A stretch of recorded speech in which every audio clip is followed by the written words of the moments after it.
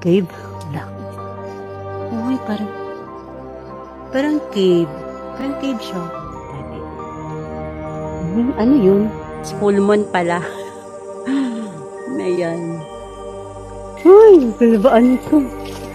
Nakabahan ako baka akala ko parang may nakaupo dyan.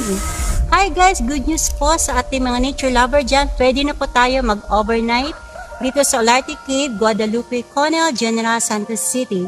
So, it's a time check. It's almost 6 p.m. Magsuswim ako sandali and explore ko kayo mamayang gabi dito sa Olarte Cave kung anong ambience ito pag tuwing gabi. So, napakalalim yan, siguro mga 150 feet. So, na-discover itong Olarte Cave, 1916 ni Antonino Olarte. So, nag-open ito sa public noong 2019. So, let's swim!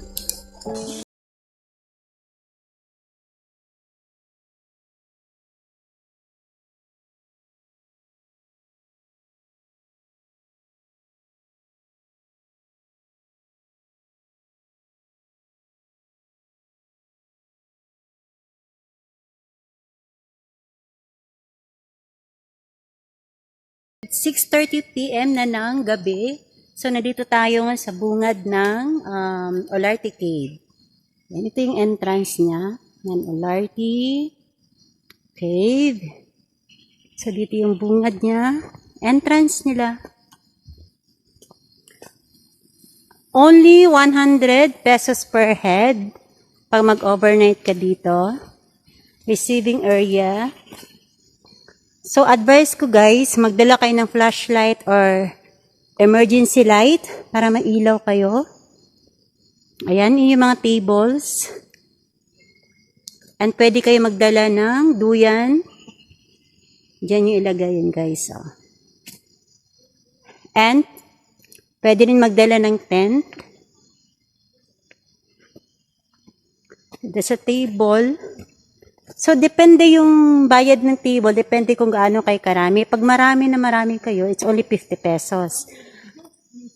So, pwede dito mag-overnight, ang magjowa, yung mga singles, mga single dyan, tsaka yung barkada, o mag-team building, pwede dito guys.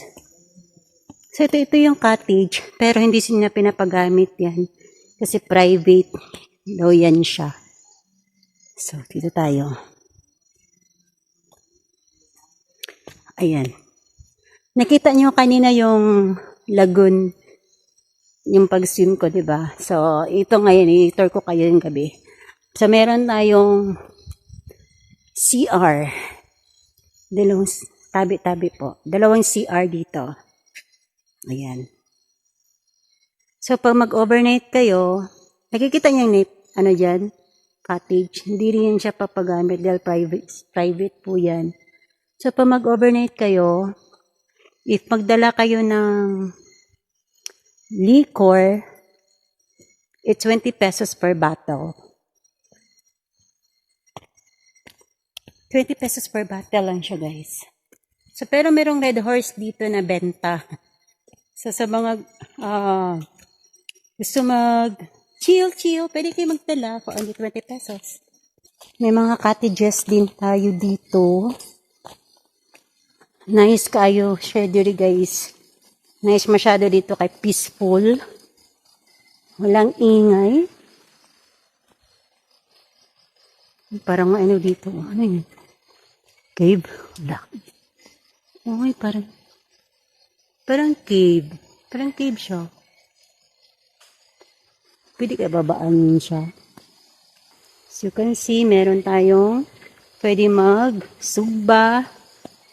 Dala lang kayo ng uling. Ayan. Merong cottages. Very nice siya kasi solemn. So ayaw yung mga gustong, ayaw na mga maiingay. Pwede dito. So it takes like 15 to 20 minutes hiking lang siya from the jump off sa baba ng Guadalupe. And then, ito, nakikita niyo to. Olarte Cave, adventure, swim and dive, hiking, fresh air, stress-free, no signal. Huwag niyo talagang kalimutan magdala ng flashlights or emergency light para pwede kayo makapag-ikot-ikot dito. Ayan yung water, galing yan sa doon sa lagoon.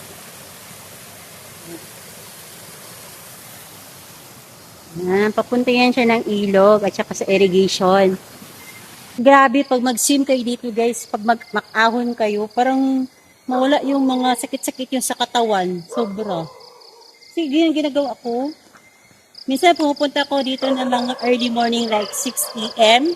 Ako lang muna, ako pinakauna dito mag-swim. Yes, napakasarap guys. Mini store. Yan, may mga benta sila na butane, chicheria. Meron din mga noodles. Ayan, mga kape-kape.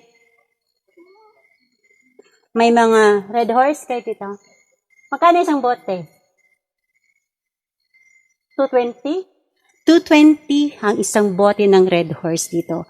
Pero kung magdala sila is 20 pesos per bottle. Per cage, 20 pesos per bottle. Ayan si Madam, kausap ko.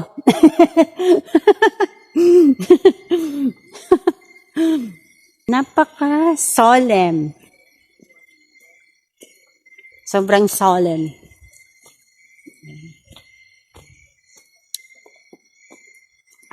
So, let's go na. Alam mo, nagsasolo lang ako ngayon. Wala akong kasama. Saturday, February 24, 2024. Yan. Ito yung makikita niyo sa labas. Makikita niyo dyan. Puno. Yung paligid niya na sobrang Pakinggan niyo yung paligid niya guys ha. Yan lang maririnig ninyo. Muulang yun na inyo ang madunggan dyan. Sobra. Parang may fruit bat. Kasi papakita ko naman sa inyo yung ruta, yung dinaanan ko papunta dito sa Olarte Cave. So, ito yung bungad, yung entrance ng Olarte. Yan, nakikita nyo. So, dito tayo.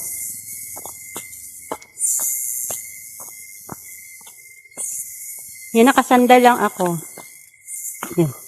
Nakasandal ang jud ko. Nakikita nyo. May mga ilog siya. Correction ko lang guys. Ang nakadiscover ay si Antonino Olarte Sr. Ayan, may senior. Yan, 1960. 2019, na-open siya in public. Discover ng water. Tabi po. Tabi. Ano yun? Parang plato. Tabi tayo. So, pasensya na kasi sa flashlight ko. In-order ko ng flashlight, hindi pa dumating. So, ito lang yung daan. So, oops. OMG. Ay, kalabaan ko. Kabahan ako baka. Akala ko parang may nakaupo dyan. Ano pala yung dahon pala. Dahon.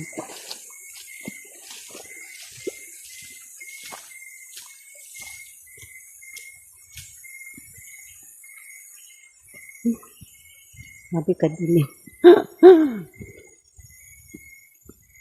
Crickets na talaga maririnig mo dito guys.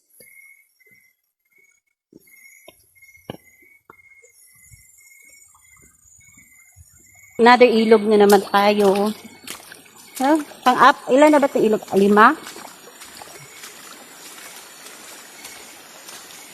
Oh, grabe ko dito. Sobrang. Tabi-tabi po.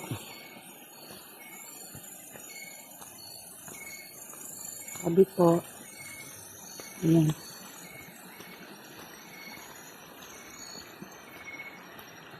So, pang-anim na ilog. Galing Olarte.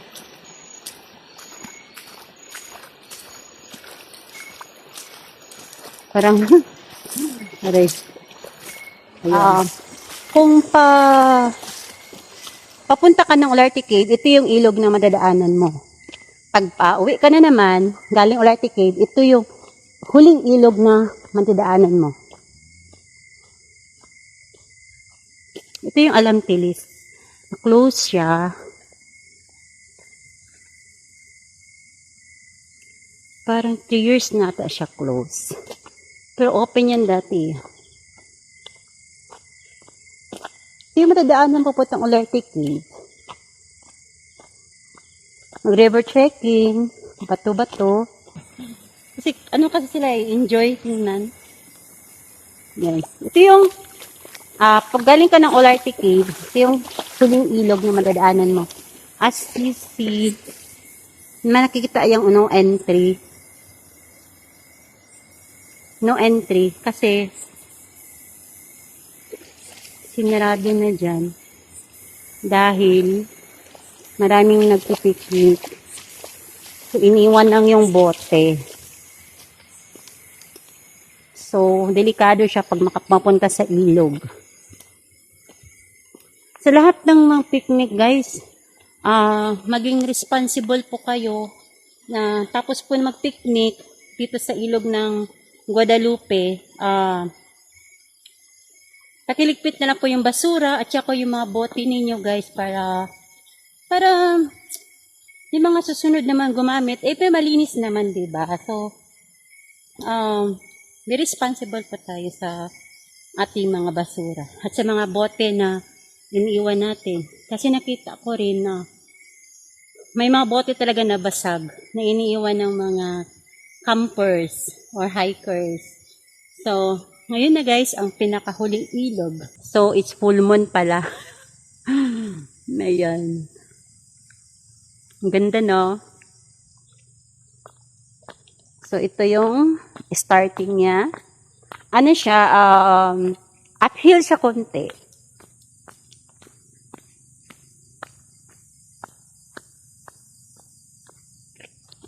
Kita niyo yan. Uphill.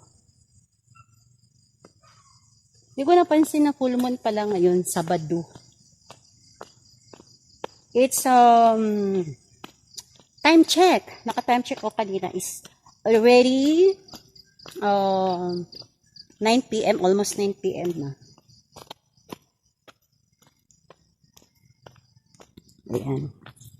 Ano siya? Limestone. Ano yung madadaanan mo dito?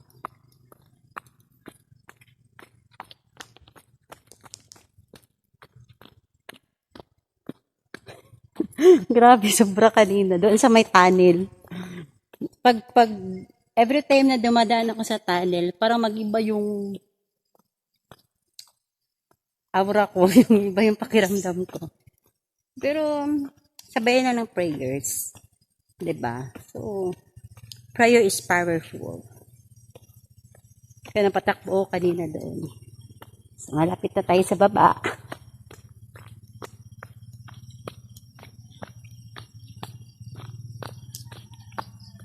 Ayan, may mga bahay na dito. Kikita nyo? Ayan. So, medyo mataas siya.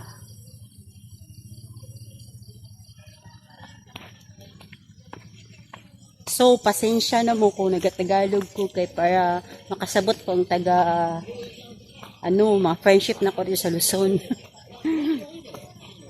So, yun. So, nanay mga iro.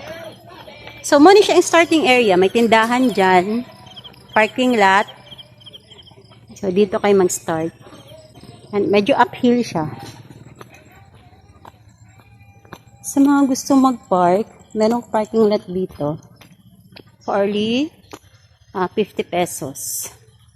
Ayan.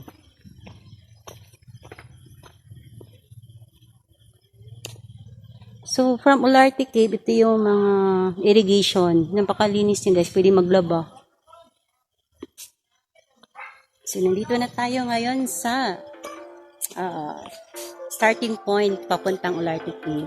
So, sa mga hindi pa nakasubscribe, subscribe na po kayo sa mga gusto ng night exploration at pakiclick na rin ang notification bell para parati kayong updated sa ating mga night exploration.